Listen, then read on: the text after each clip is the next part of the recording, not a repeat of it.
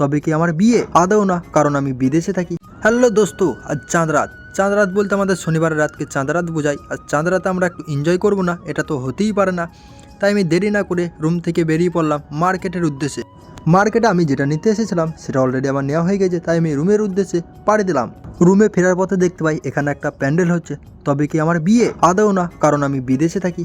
বিদেশে থাকা ছেলের সাথে কোনো মেয়ের বাপ বিয়ে দেয় না, তাই আমার বিয়েও হবে না। প্যান্ডেলটাই কী হবে আমি নেক্সট ভিডিওতে জানিয়ে দেবো।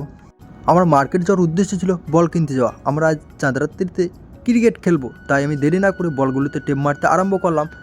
বলগুলোতে টেপ মারা কারণ একটাই, আমাদের ছেলে পিলে এত এত এত ছয় মারে যে বিরাট কোহলি আর ধোনিকেও হার মানিয়ে দেয়।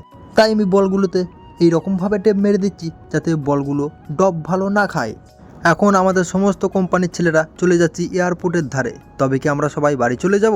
আমরা তো বাড়ি যেতে পারবো না, আমরা 2 বছরের জন্য জেলখানায় ভর্তি হয়ে গেছি। চলো আমরা যেখানটায় খেলা করব সেই জায়গাটা তোমাদেরকে দেখাই। ফাইনালি আমরা খেলার লোকেশনে চলে এসেছি। আমরা এখানেই খেলা করব, সাইটি এয়ারপোর্ট, শারজা এয়ারপোর্ট। আমাদের খেলা India versus Pakistan. India versus Pakistan খেলা মানেই একটা জোশ। আমরা যে লোকেশনে খেলা করব লোকেশনটা দেখিয়ে দিই, লোকেশনটা কতটা সুন্দর। আর এই যে একটা প্লেন আসছে দেখছো, এটা শারজা এয়ারপোর্ট থেকে আসছে। আমরা শারজা এয়ারপোর্টের গায়ে খেলা করছি। স্ট্রাইক রয়েছে বিরাট কোহলি, বিরাট কোহলি সাপোর্টে চালিয়েছে 6।